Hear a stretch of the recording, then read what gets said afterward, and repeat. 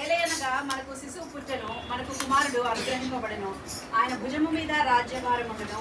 ఆశ్చర్యకరుడు, ఆలోచనకర్త, బలవంతుడైన దేవుడు, నిత్యుడగు తండ్రి, సమాధానకర్తయగు అధిపతి అని అతనికి పేరు పెట్టబడును.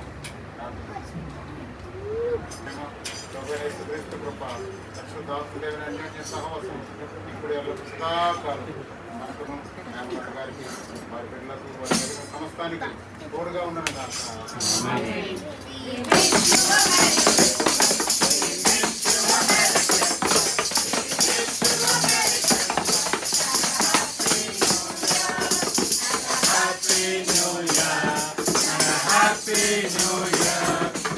Wish you a Merry Christmas and a Happy New Year.